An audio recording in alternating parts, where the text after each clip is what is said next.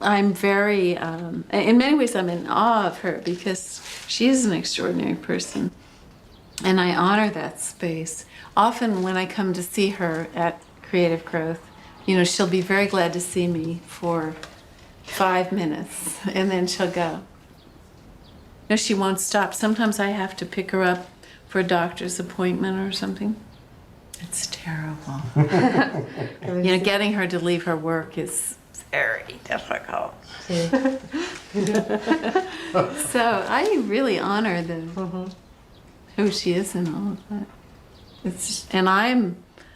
I don't understand where that comes from very much more than anyone else. I'm just in awe of it, you know, just amazing.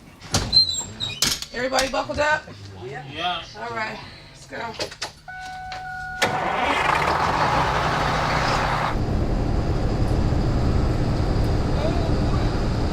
Millimètres, centimètres, décimètres, décamètres, hectomètres, kilomètres, myriamètres, potimètres, kilomètres, des millions, des trillions et des tracines.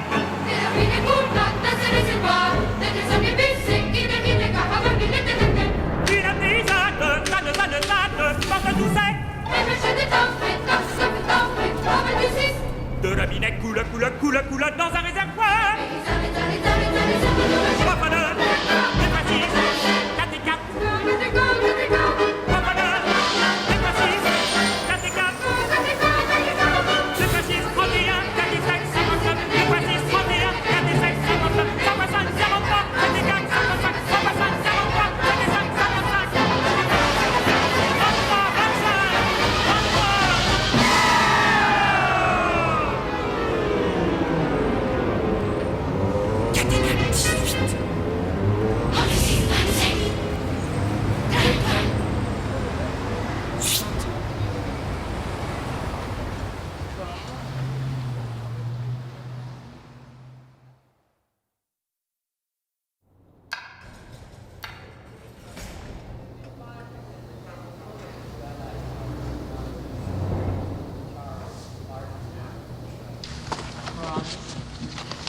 Nope. Does he do a lot of trees? Well, I think so.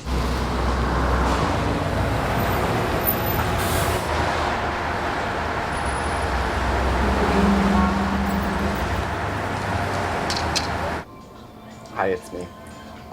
Do you have a few minutes to meet this morning?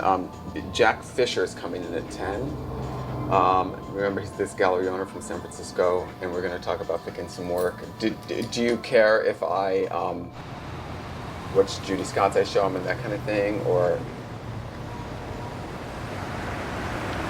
Okay.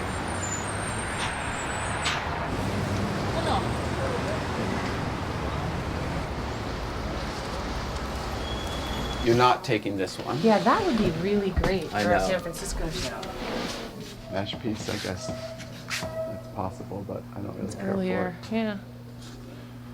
How did it work? Yeah, this is a nice piece. It's new and it has a Yeah. good story that goes with it. And Creative Growth Art Center is an art center. We are not a therapy or rehabilitation center. The model for our studio is that we have artists from the community who are all working artists come here as staff people and form a partnership with our artists with disabilities. So it's a true artistic model. We do not have art therapists who work here and do not see ourselves as therapists, although there's a very important therapeutic benefit that comes when people get to make art and express themselves artistically. And when our artists come into the door, they have access to this amazing kind of privilege, which is they get to be artists all day long. And I like the fact that this is a sort of rarefied place where they are the leaders and they are the people that are telling us and showing us the way through their art. Buenos dias.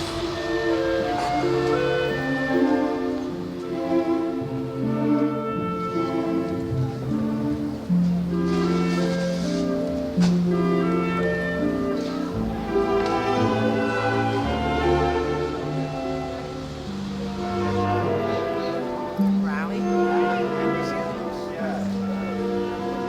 Hi, Judy. Judy. I got a jacket almost like yours, nurse.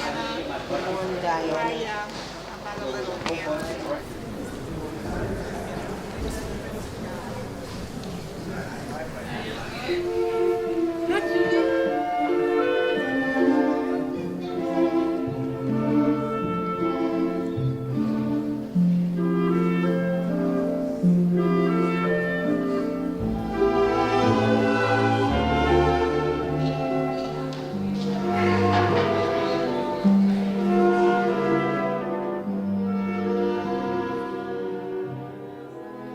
Judith Scott's worked here for, I think, 20 years now, 15 years, certainly a lot longer than I have.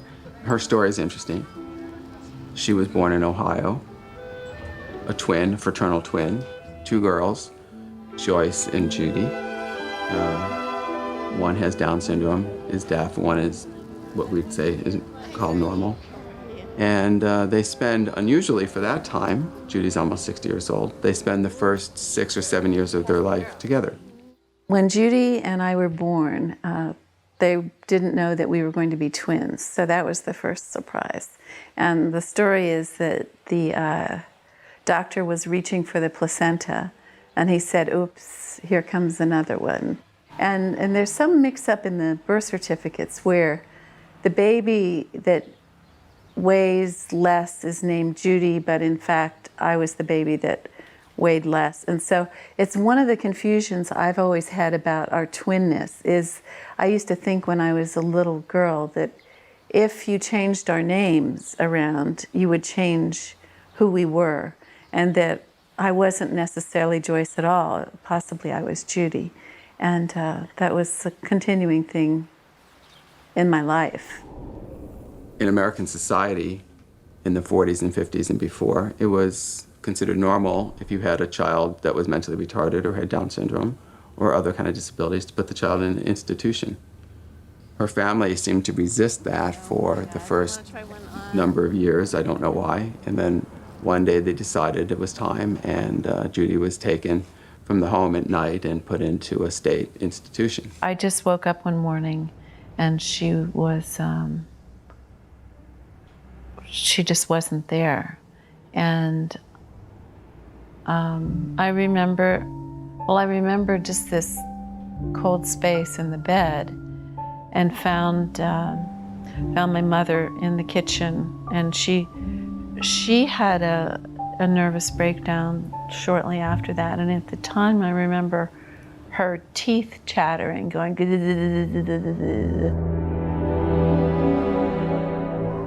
I still didn't really understand that they meant that she wouldn't be back, you know. I just didn't really get that for quite some time.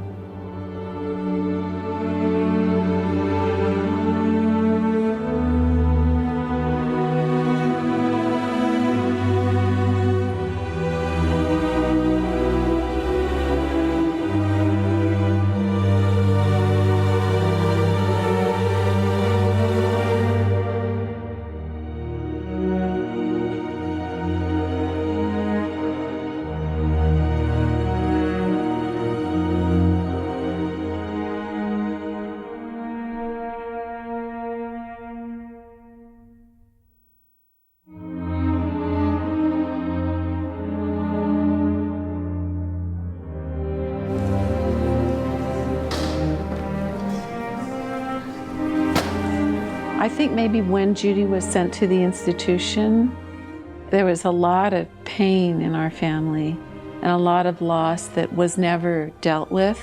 You know, it was just like the doors were shut, and you know, everyone stopped talking about her. It was as if she stopped existing.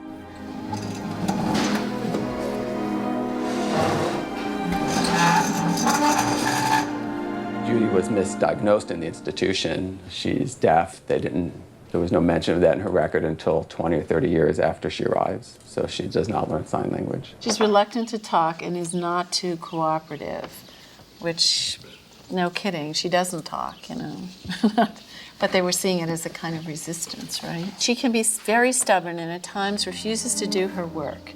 When they were testing her You know, they were saying things like point to the red circle, which of course, if you're deaf,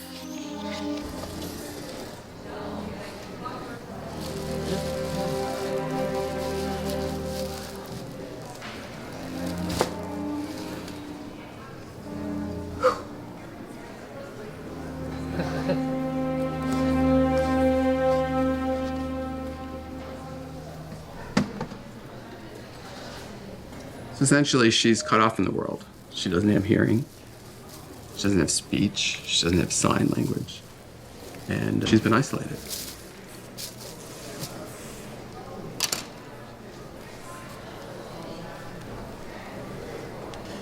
Między tokiem television bills.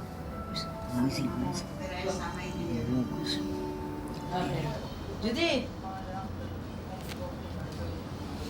We move forward 30 or 40 years, and Joyce, who is living in California, and I think courageously decides that, well, you know, the decisions we made as a family then, or were made for us as a family, are not the decisions that I would make today. So I'm going to change that. So she goes back to Ohio and gets custodial rights to her sister. because I didn't feel any sense of control in relation to the decisions about our lives when she was institutionalized and when these things happened, that I just, that feeling stayed with me somehow. I just always thought she had to live in this institution. It was like my mind, it didn't move in any other direction about it. And then I went to this 6-day meditation, silent meditation retreat with, every day became more and more internally intense. And every day all the busyness in my life kept falling away, and these distractions, tremendous number of distractions. And then one day, I think it was about 4 days in, there was this very quiet place, and it was like in the heart of myself. There I was with Judy, and there we were together, and it was as clear, it was the clearest moment I've ever had, I think, in my heart or in my thinking or in anything, where I said, why should we be apart? There's no reason. There's no reason.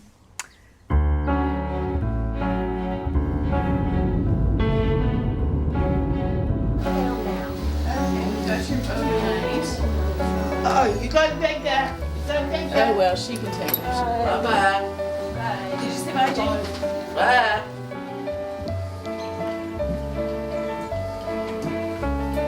She likes to make it her own.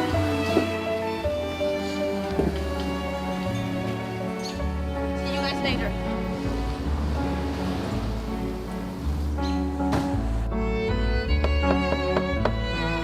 Hi. Judy's waiting. Judy!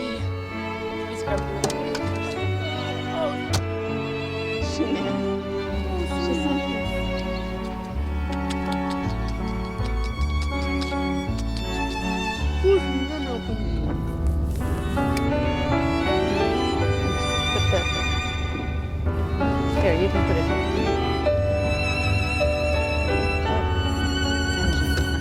The institution in their final way of, I think, sort of mistreating Judy puts her on a plane after having been in this institution for 4 years by herself and sends her terrified to California, where she's met by Joyce here.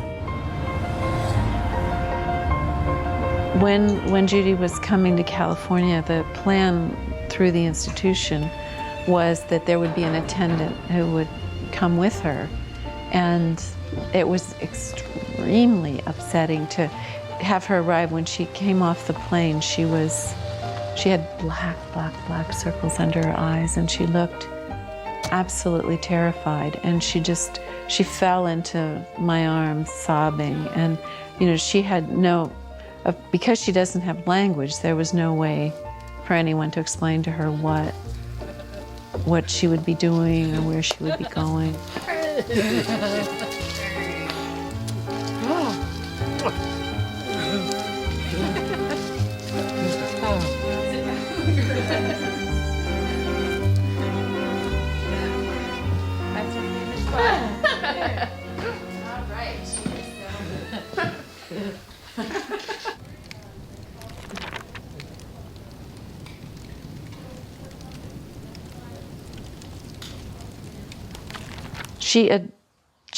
We adjusted, and we celebrated being together almost from the first moment. I mean, she came, we had a very small flat, and one of the rooms was made so it was her room, and then, that would be so great. you know, she had her own little drawers, and she very quickly said about, you know, organizing it. She's extremely organized. Organizing everything and putting her things where she wanted them to be. And she loved helping make dinner and helping clean up and just being part of a family. So it was absolutely wonderful. And Alana was only, I think, 10 years old. My first memory of her was when I went to meet her, she was living still in the institution in Ohio. I must have been like 8 or something like that. We drove all the way out there, and it was this huge old institution. Uh-oh. You are so funny. You're doing a good job, though. It was this massive institution with all these people with disabilities. I hadn't been around people with disabilities very much at that point, so I felt sort of uncomfortable. And I met Judy, and I had never met anyone with Down syndrome, and I remember that she recognized my mom, like, immediately, and she started crying, and my mom started crying, and I could see how close their connection was, but I didn't really understand it very well at that point. And what I remember is we left, and I said to my mom, I was like, well, Mom, because I knew they were twins. I was like, Mom, she looks a lot like you. And of course she looks like, nothing like my mom. When she does, you don't think she looks something. Oh, really? Well, I don't think they look too much alike. I think it was just like, I wanted to say something sort of soothing because my mom was so upset and everything. That's working incredibly well. But that's same toast, right? Is that the one that just went in? So the transition, went really easily and happily. And the hard part then came when I was still working, and it was difficult. Judy was, I can't remember at what point she started creative growth, but there was a period when she was just at home. But I couldn't really work out my schedule to always be there when she was there. And, it just wasn't possible for the very long term. So I had to look for a board and care home where she would live. And I found someplace quite near us. And I could see her every day, but it was terrible for her. The moving her into this other house, I can remember she was just kind of clawing at my clothing and sobbing and, literally in every way begging me not to, it's hard to talk about,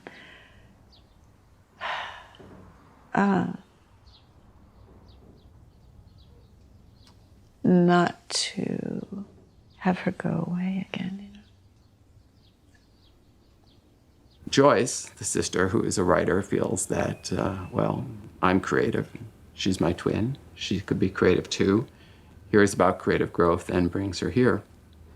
As I understand it, for at least the first 2 years or so, really did not engage in art making. What Judy would do is she would take a sheet of paper and she would scribble circular kinds of scribbles all the way across the paper, filling it on one side and then flipping it over and doing the same thing on the other side, completely filling the paper. Then she would lay it on the floor, pick up another sheet of paper and do the same thing. After she did maybe 3 or 4 of these kinds of scribbled drawings, she'd lose interest. We wanted her to be this, talented artist, because I think my mom even told me that people with Down syndrome tend to be quite creative, or they have better access to that side of themselves or something. So we would, sit her down with paper and pens, and she would make these just sort of like loop-de-loop drawings, and that was all she would do. And we were like trying to see the genius in it, and like, this isn't going so well and everything. And she'd often would bring out a pack of cards. She'd deal herself a hand of solitaire, and she would play cards for a while. I think essentially was trying to understand the environment around her, understand who she was and where she was. Well, Sylvia 70 came as a California Arts Council artist in residence, and she brought mixed media textile materials with her. I had kind of cordoned off an area where my supplies were, and I had a table of my own, and my students were gathered around, and she would watch us. And I would sometimes, wink at her or smile at her or go over and see what she was doing. Judy liked Sylvia, and Sylvia liked Judy, and they became friends, sort of like sisters here in the studio. And one day, I believe in this idea of prepared spontaneity. It seems like a spontaneous act, but you realize she's been preparing for it for a long time. She picks up some wood and some yarn, and she wraps an object. And she creates, essentially, her first sculpture. And so she began to look in her box of tricks, and she brought out something that I think I had found at the ocean, was like a piece of cork with some wire on it and some stuff, and she put that in there, and then she wrapped some yarn around that and the paper, and she was having a wonderful time, and we had all this paint, and she was painting, and then she got some sticks, some willows. She was just wrapping, and she was just having a wonderful time. That was really in the beginning for her. And this piece has been all over the world. And that was maybe the moment when she realized that she made something and it was done. It was finished.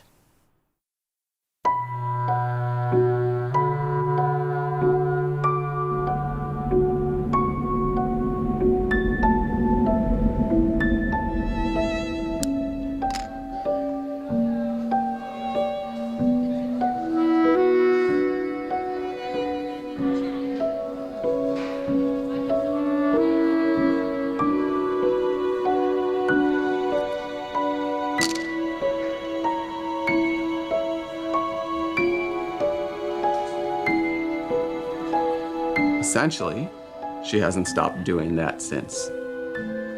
So she gathers objects, yarn, wood, boxes, coils, briefcases, videotapes, paper, and she wraps it. Her pieces have become larger and larger as her confidence grows. Compulsively, obsessively, nonstop, so to the point where her fingers blister every day from the minute she walks in until she leaves. And, it raises all kinds of questions. Is she making objects? Is she making art? Is she communicating? Or is she merely unraveling, all of her stories and everything that's been in her head for 40 years that she's been trying to talk about, but can't? This is probably the most expensive piece, and then this is probably the least expensive piece, so those will be similar. That's nice. But I'll, yeah, it's very talk sexy. about that. Yeah, it is. I know, it's weird because it's so brute and then feminine at the same time. The Art Brut Museum in Lausanne, the Museum of Contemporary Art in Dublin, the American Museum of Folk Art, all felt that this work was important, that they would be interested in receiving it in their collection. That sort of set the stage for the essentially second wave of exhibitions and the commercial sort of success of her work, which followed that. What's on your head? What's on your head? Nice stuff. Which space will it be in again? It's going to be at, trying to think of it, it's 1345 Grand Street, which is Upper Grand. I'll give you one of the old cards. What's that? Pretty sure the top on that piece is kind of the fragile. Fragile. That's fine like that, but Okay, yeah. just so you know.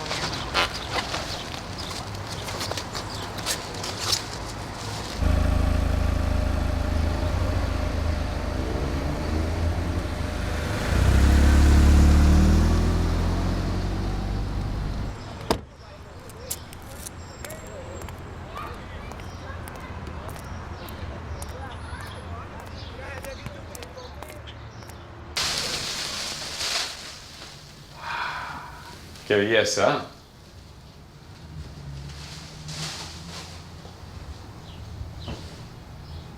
Esta obra, para mí, es maravilloso, es maravilloso. Es como un nido de pájaro invertido.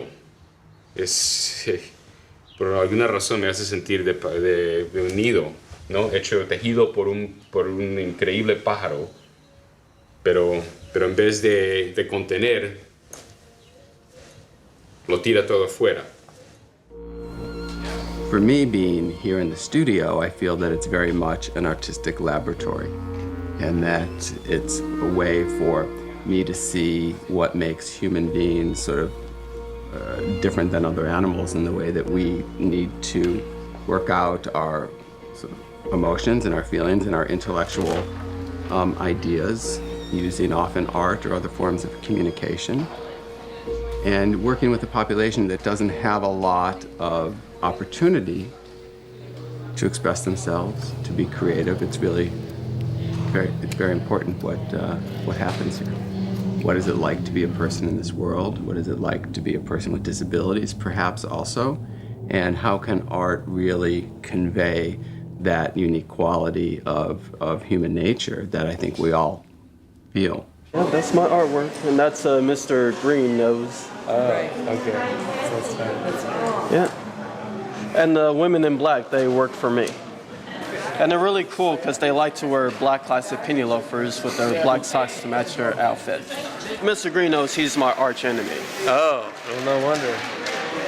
And he hates everything having to do with chocolate and music. So every lady from Chocolate City wears black. Uh-huh. Yeah. It's a rule. Yep. Yeah. So I said, anyone who doesn't like chocolate or music is not allowed in Chocolate City. And that's what Chocolate City 2004, which we transformed in Chocolate City 2005, would approve. Makes sense. So when it happens, I know that this excellent world of ours will be a wonderful place for me to live in.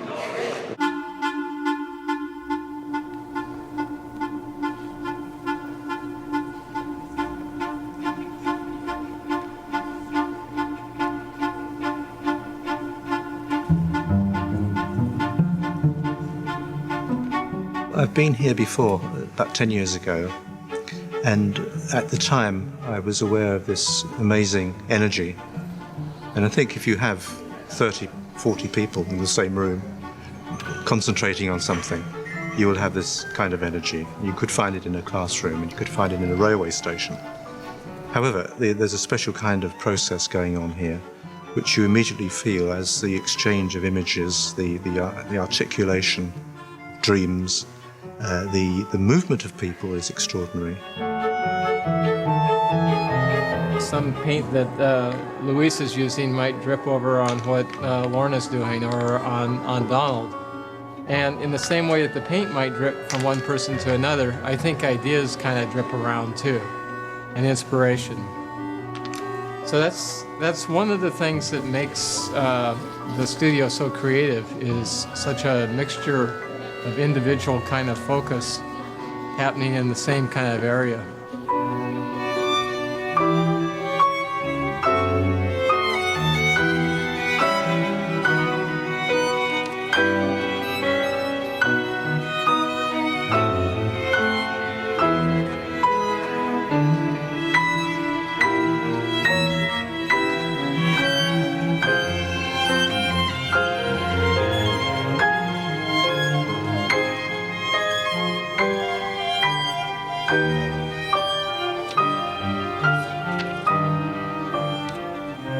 I don't have a clue, really, some days when it's working so well, where it all comes from. And sometimes we're a little bit afraid to try new things or to change things because I don't think anyone really understands what it means to be creative, where that comes from, what the motivation is. And you must have wild dreams. I do. Yeah. Your stuff looks like a wild dream. Carl, big. Cover shot. Russian president. A Remember that? Russian? Right, That's a remember? Russian name. Remember? He talked real fast. I remember he would let it go real fast. Remember every time I watch the news, his words were so quick. Yeah, I watched the words. Russian, Gorbachev, remember Gorbachev, he tried a war, and President Clinton made peace with him. I remember. Yeah, Russian. Yeah. Well, when we talk about outsider art, we're gesturing towards the idea of a process of expressive art making, of expressive mark making, which doesn't involve following an academic principle, doesn't involve an ambition to become a famous artist, doesn't involve a desire to make money or to please anybody, but is an autonomous process in which the individual is pursuing their own idea or their own desire to whatever end that is, perhaps to consolidate their idea of themselves, or perhaps to escape from the world that they're in, which isn't a very happy one, perhaps to exercise certain power in an area this big, whereas in the wider world they have no power. So it can be a form of escape. But very often it's a form of self-expression which hits you as a viewer with this intense concentration that is usually found in this sort of work, and which is, I think, the expression of something very, very urgent and essential to the life of that person. So that's why we respond to outsider art, because we're watching human beings struggling to find themselves and to find their voice. And that's, I think, something very moving.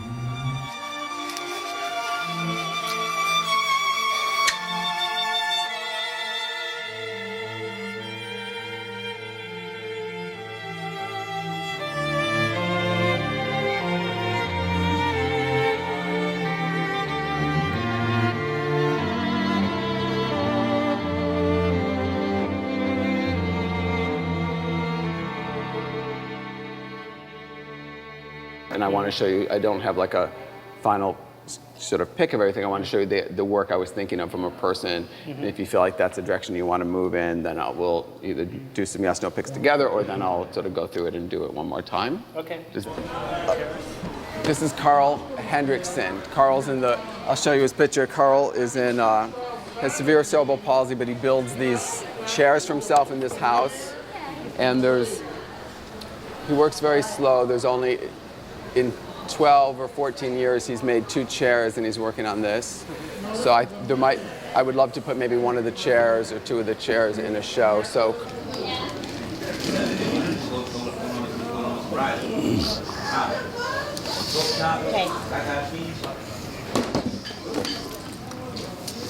This is the chair I'm thinking of, and this is Carl, and this is the one he eats from in the kitchen that he built.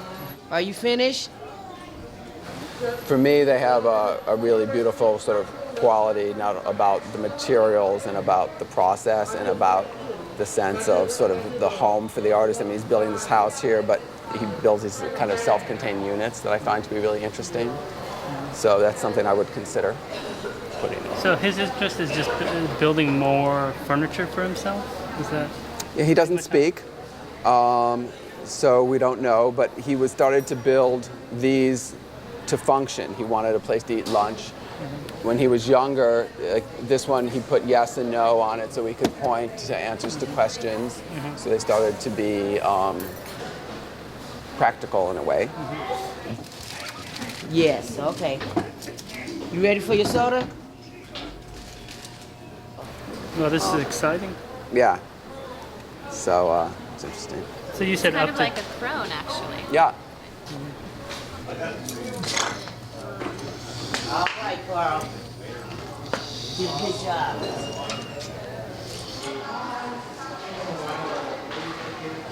Carl's body is basically his measuring device. So he uses the length of his arm, the length of his leg, the length of his torso to determine his dimensions. So he has a very clear kind of engineering, construction kind of mind inside a body that has a lot of physical limitations. And what Carl and I have developed over the years is some sort of communication system that's just totally individual, that indicates what he wants done, what he wants me to do for him, and how we work together. And I'm always amazed. I've known Carl for 20 years. I'm always amazed at the clear conception he has in his mind and how well he can communicate without words and without using sign language, but just through gesture, pointing, and his enthusiasm. This isn't going to fall off now, is it? Okay. Go ahead and glue that one up. Well, it's true that outsider art does offer a space within which to understand certain things. Those things have to do with a shared problem of life. And in a sense, there is this perspective offered by this kind of art making. It leads, I think, above all towards the individual, so that one understands more clearly the dilemma of being a person and the very great difficulty of finding oneself as a person within a world which overwhelms you with alternatives and challenges and often ignores you when you think you've found yourself. So there's a loneliness about much outsider art, and it's a loneliness I think that many people share. In fact, it may be indeed intrinsic to being human, that you are a single person. To find a social dimension here is the next step. We're going to need a later flight. A much later flight. Change of plans? 24/7 customer service. Book with Travelocity and you'll never roam alone. Ignoring you. My name is Judith there. 115 pounds. Got to picture. I was 25 years old. I was 310 pounds. Go to your room. I had 44-inch Go waist. to your room. Looking back, how big Go to your room. and it's hard to believe that.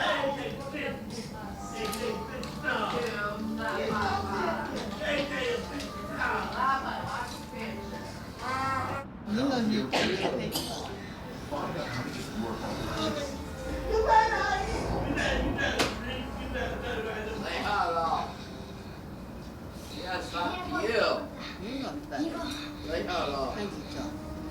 Many of the children still there, but we do have clothes.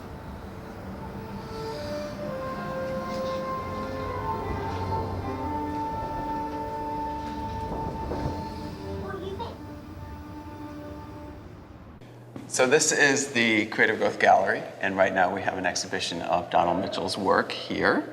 And Donald's one of our sort of most known artists. He's worked here for almost 20 years, if not longer. Just from to east, there's such ways to end. This opening piece here for the exhibition shows this figure, and Donald, this is if he has a characteristic figure, this is it. When we ask Donald, who is this person, he tends to say it's me. And he tends to say it's me right here on the page. Donald likes music, right? Yeah. Do you compose your own music? I write it sometimes. What are they about? About moving the big, sometimes they walk by the river, and it's all the lakes. All this go around circle the river. Yeah, all the water is flooding in the water. All the rivers can suck and go out there. And some out to parties, walking to the back there. Was a real one. The early things that Donald did were ink on paper and color pencil on paper, and he built kind of like meshes of cross-hatching and delicate marks that built sort of abstract thickets. I like to think of like rabbit brush or something like that, where something might disappear in there and you'd never see it again. Or something might appear out of it, look around, and then disappear again. And what happened is, one time, out of that rabbit brush, out of that thicket, there was a figure that appeared. And when that figure appeared, Donald seemed to take the next step forward as an artist. And that step, we can't really mark exactly the date and time that that happened. But from then on, the thickets disappeared and we got the figure that started to line up. Why do you draw so many people? I'm trying to get lost. Because when I said I almost feeling such wrong to ease, there's such ways to end. Wrong to ease, and welcome to the rest. Arrows to end. And it's been said that outsider art at its most extreme would not be in dialogue at all with the outside world, because the urgent business has to do with self-assertion. But when one looks at such work, one becomes aware that that is actually what we're all dealing with and what is important to us. And so beginnings of a dialogue emerge. And although the outsider work appears to be superficially self-enclosed and not talking to anybody, autistic, it does, I think, and perhaps necessarily, contain the beginnings of communication. And indeed, every expression, in effect, presupposes somebody listening, somebody that will interpret and respond. And so in the end, I think outsider art asks us to respond. And to do so, we need to ourselves go through a similar engagement with these deep problems, these deep difficulties. Okay. So what's going on in our world? What's happening? What's happening in our world? What's going on at the White House? Big shakeup. What's happening there? Can't figure out that part. A lot of people resign, quit, whatever you want to call it. Retired. That's another one. Yeah. Are these committed? Are these New York pieces or not? The white and black piece here is committed to painting. All the pen work is open for... This one? Who's going to be our next Secretary of State? She's a woman. Rice. What's Rice's name? What's her first name? We're going to be hearing a lot about her. Barbara. No. Lisa. Condoleezza. Condoleezza Rice. Rice. That's right. I think this is the masterpiece here. The one I'm about to rip. This is a whole new kind of approach, this whole vertical line process. He's never really done this kind of layering with the thin line and the black line and the white and the thin line. I think it's really stunning. Swoop. Yeah. I think that in Dan's work, this idea of repetition is very important, and I think it's very important for many artists. The idea of doing something again and again comes up, and it's kind of compulsive, or it's meaningful, or it's a kind of a language. I think it's a mystery. I don't know that it's really, we can never know for sure why Dan Miller repeats emotion with greater and greater urgency when he draws. My feeling is that perseverative or repeated actions like that we all know about from the time we're babies.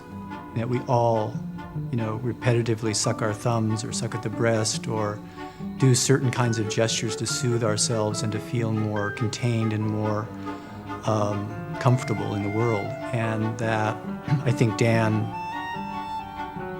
is doing that, but he's also, as an artist,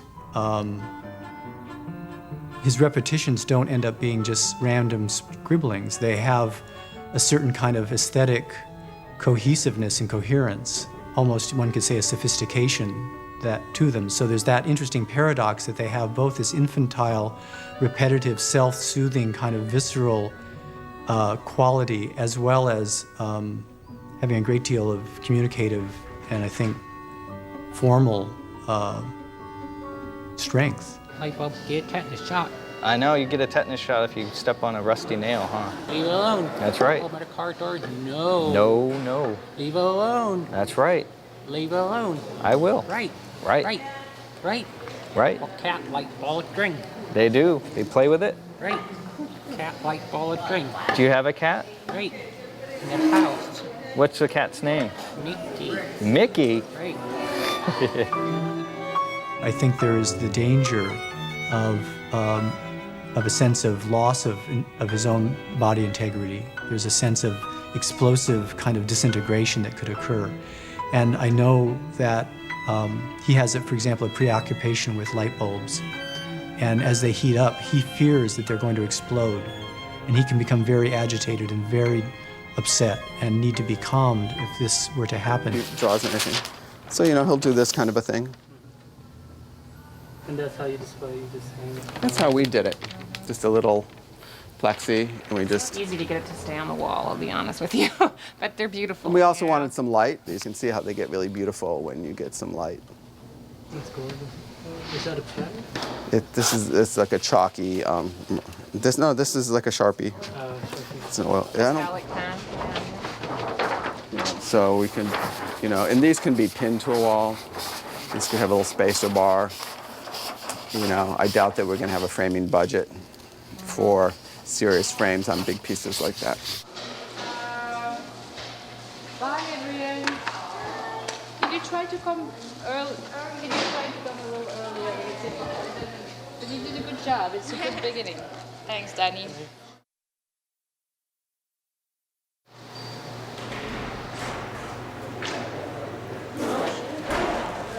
Oh, yeah, she would. Want a cookie? Yeah. She don't like it when nobody takes her stuff.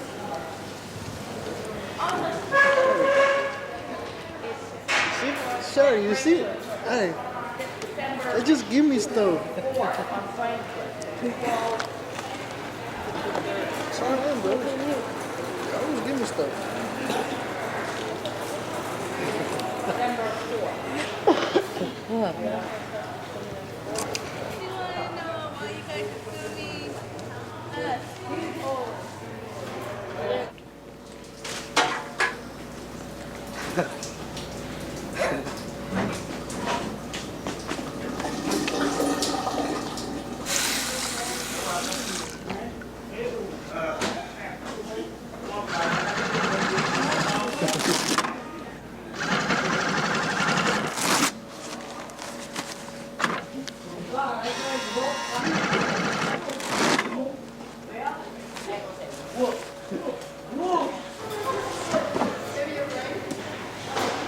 Do you have any of her work? I do. Do you know why? She has more than I do because she takes mine. Well, what happens is that I am slightly more organized than my mother. I'm a slightly more organized individual, and Judy is also very organized. You are also very organized. It's our mother and my mother, Judy's twin, that somehow say that I'm not organized? somehow missed that gene.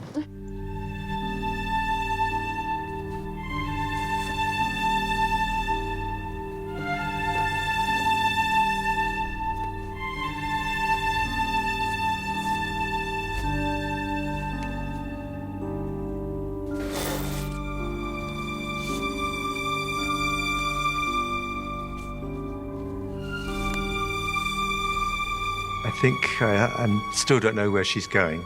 I don't know whether she knows where she's going.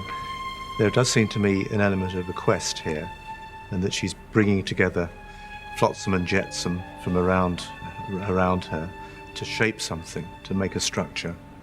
Certainly there's a shaping process, an expressive desire, and ultimately, I suppose, a need to have outside herself something which she's created, that she can recognize and be confident about. It's there, it's still there tomorrow, and so she's now got that stability in her life around these objects that she's fashioned. I imagine other things in her life are less certain, other things may change, and she may not be able to cope with the everyday of other people. But the art making, I think, is a continuum of certainty, and you can see the way she works. She knows what she's doing. She's not struggling.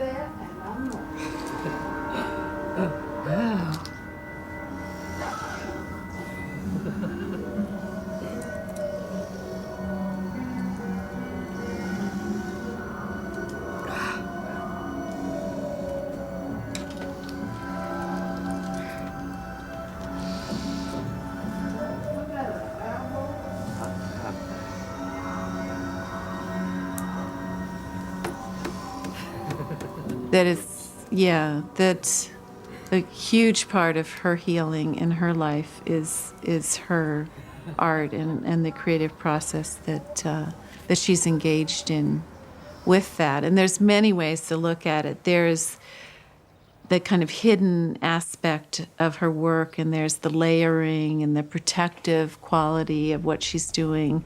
And often she seems to be creating figures like maybe another twin, maybe the two of us, maybe a baby that she loves but didn't have herself.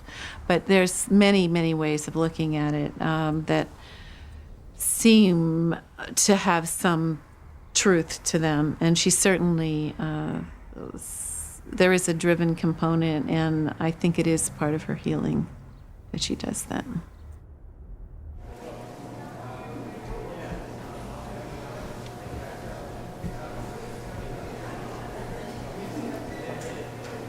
Judy's artistic process is quite clear, simple. She finds objects, she steals objects, she takes what she wants, and she starts a new piece.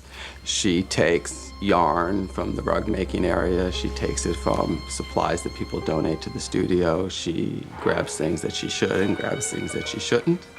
And like most people who've lived in an institution, she's afraid they're gonna be stolen. So she puts them in boxes and she hides them, and she keeps them in her space. Now, the way the piece gets actually crafted is often more subtle. The sort of parts get assembled. Often it starts with big objects, cardboard or rough objects that form a basic skeleton or a shape for the piece. And then she adds fiber or fabric, and it gets softer and it starts to take another form. And then she moves often into a phase where it gets more delicately woven. Gentle little strings, and she wraps it, and if you watch her, she'll wrap and she'll cut the end and she'll tuck the piece back in. She's economical and she uses every piece, you know. Then she might change to a large fiber rope or something which will add bulk again to the piece and come back to this delicate weaving of a web or a net, or almost like an embroidery of the thread around the piece, which gets quite beautiful.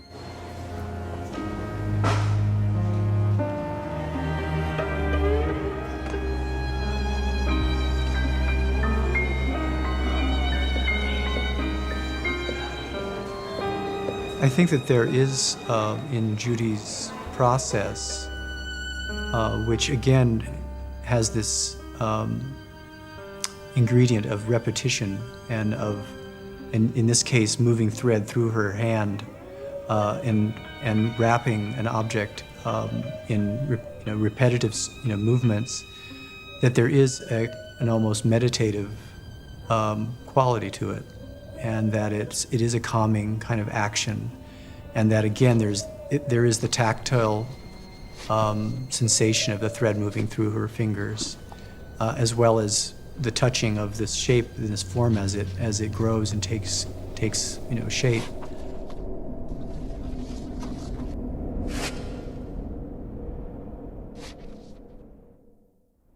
Judith Scott works over here.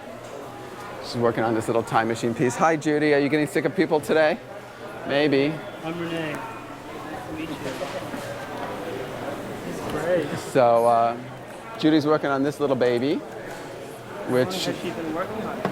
This piece is about 3 weeks old.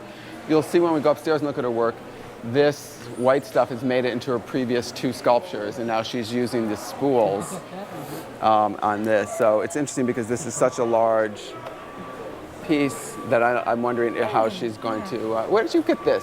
What's that, a wheel? A wheel? What do you... A wheel? What? So she's the master. She's the lead around. She's the queen. She works always at this table, always by herself. She goes around and gathers what she wants, and she does it. And when she's done, she will hand it over to me. I think she started wrapping the scarves around her head and wearing special hats and things when she started getting this sense of herself as an artist, or that somehow those two things came together.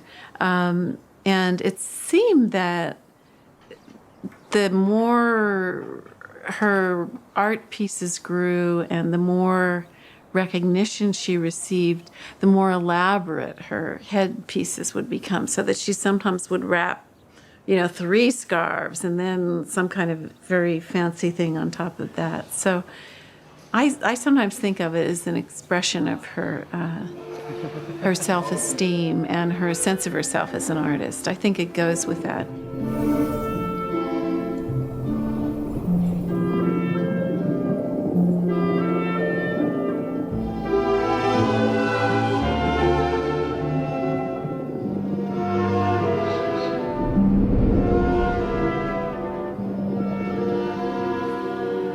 Oh, it is the only spider in the world that is known to live underwater. And what it does is to spin a dome of silk and then goes up to the surface, gets a bubble of air, brings it down, and bit by bit fills the dome with air.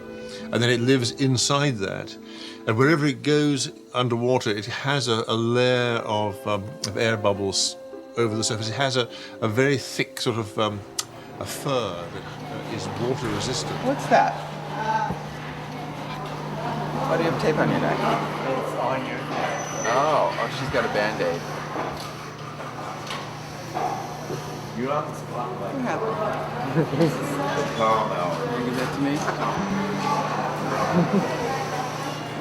What about this? How's that coming, okay? When Judy finishes a piece, it's quite easy. She's finished, and she pushes it at you, and that's the end of it. And she doesn't want it back, and she'll go start a new one, and the baby's off into the world by itself. It's the way it happens. You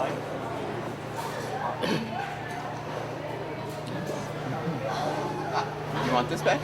No? You want that? You want this? You want this? No?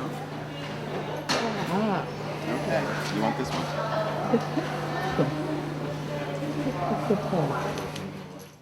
So Judy takes a lot of things that don't belong to her. So I guess according to the dictionary, she's a thief. I don't know where these things come from, and I don't know where they go, when she leaves. But it seems to be a cycle.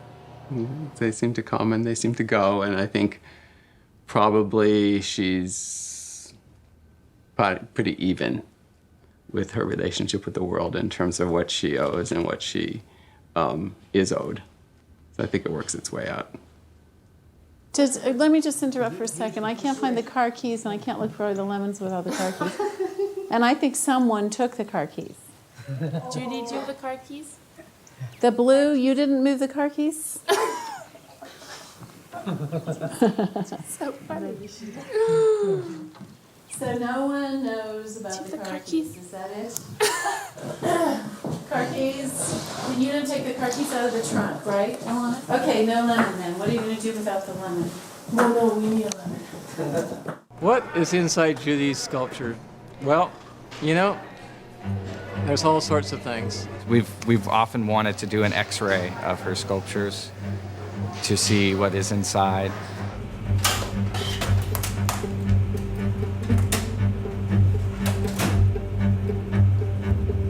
It used to be the cones that wool came on, the skeins that wool's wrapped around, would be always a component. It used to be cut out pieces of pine, of wood. How many X-rays does one take of this? Fabric scraps or pieces of cardboard. But also, it's all kinds of things, like an electric fan that might be taken apart, maybe a bicycle wheel. It could be a chair. There was a children's chair here that she started wrapping. There was a grocery cart off the street, missing 2 wheels, that a homeless person had left out in front of Creative Growth that came in.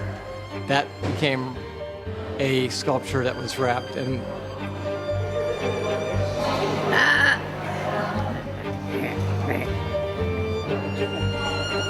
it could be the bags that potato chips come in that are mylar and shiny on one side.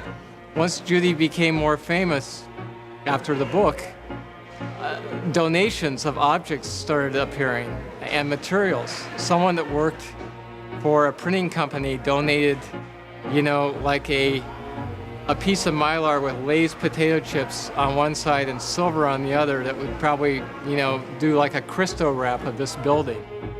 She incorporated that into sculpture. Christmas tree lights have appeared inside and around the sculptures. Women's shoes, men's shoes. She likes high heels. They've graced the top of some of her pieces. They've also disappeared totally. CDs, tape cassettes, LPs, the record covers that go around old LPs. Looks like a little person, this one. Let's give it the treatment, just for fun.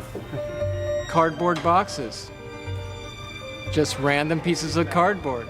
Blankets, a blanket that may be folded will all of a sudden be patched on like a Band-Aid on the side of a piece and then get incorporated with yarn to go around it. Dish racks that you dry dishes in when you're washing dishes.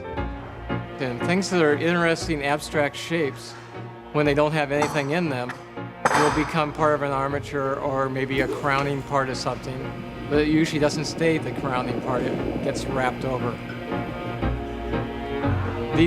Sometimes these pieces show their identity, these objects that are inside the sculptures, but generally there's just a glimpse of bits of them. One particular piece that I always liked was a sculpture that had a doorknob on it. And it's a small piece, it's about this big. And there must have been a donation of hardware. She found a brass doorknob. It was incorporated right in the center, like the navel of this piece. And it wasn't covered, but it was wrapped so it was stuck on there. And it's like you could turn the doorknob. And it's like, if you could turn this the right way, you could open this world and find out what Judith Scott was all about. But you can't. And that's the enigma that makes her sculpture interesting.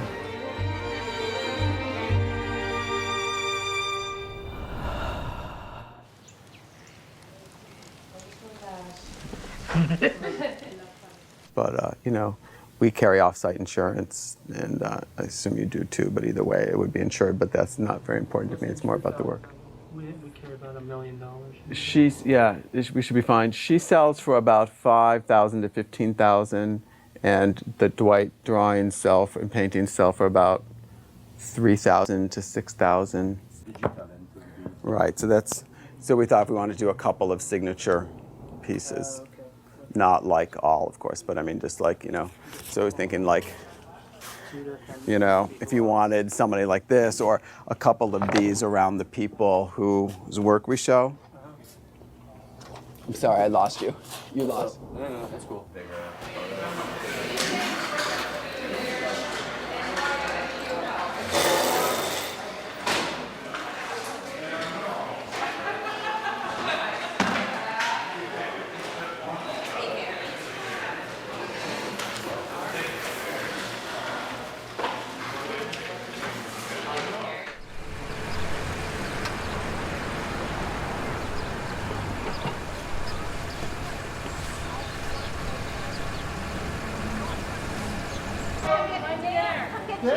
Come on, Tam, you won. Hey, Tam, you got Traveler of the Week. Congratulations, you get this cup. You like it? Great. Okay, yay for Dan.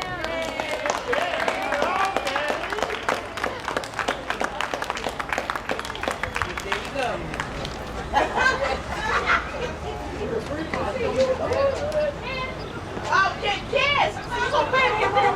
You gonna pay for it?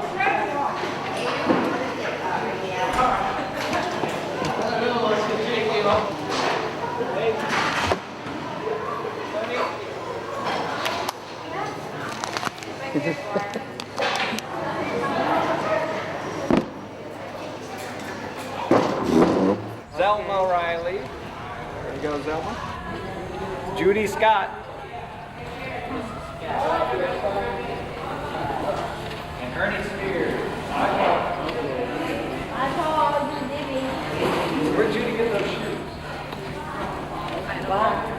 Are those anybody's shoes? No, mine. Judy's shoes? I don't know. So I don't know whose shoes they were, but I don't know if somebody went home barefoot that day or once she is out the door, you can't really get Judy back in. So I wanted to find out whose shoes they were, but at that point it was a lost cause. She's a very determined collector.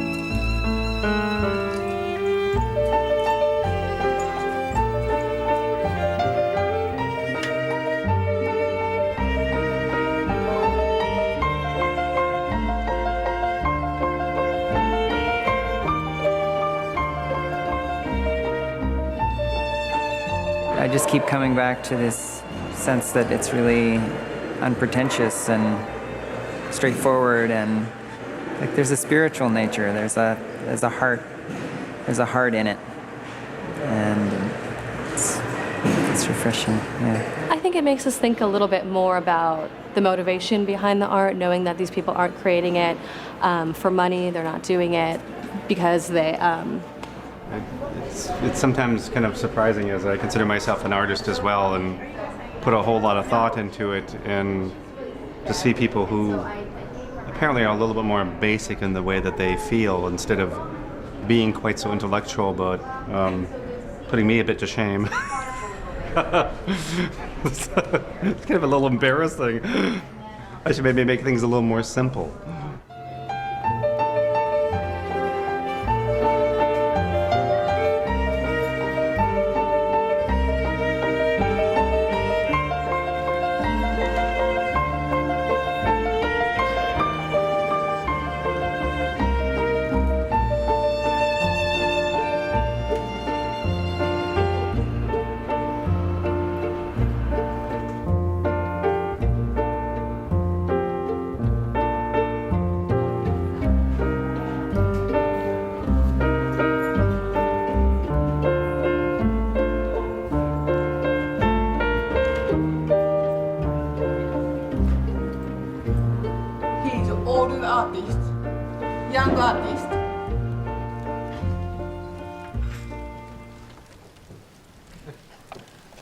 We didn't have birthdays.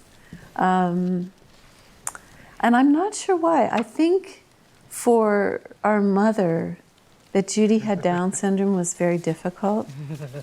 I don't know. I think a birthday party for the two of us wasn't something that she was comfortable with. So we didn't have them.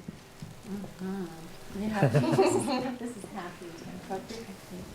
I want to read to you, this is a prologue to this book that I'm working on, which is about Judy's and my life together. We were joined in the womb, in body and soul, and yet we were different. Even at birth, the unforeseen differences between Judy and me were received by others as part mystery, part gift, part curse.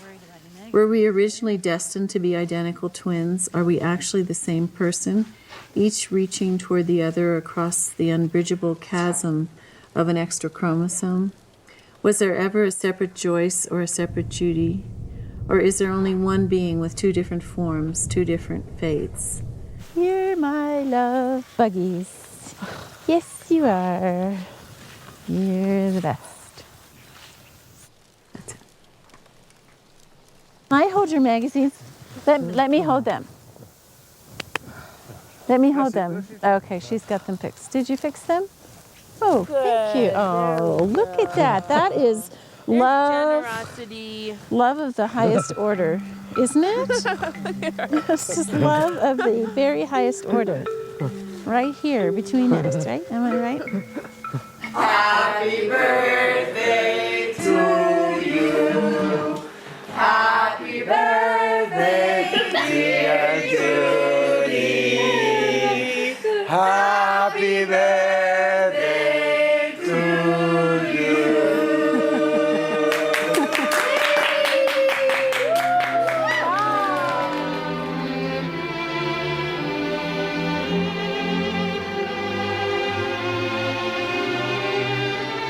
So, Judy died on that Monday night with her sister in Joyce's arms.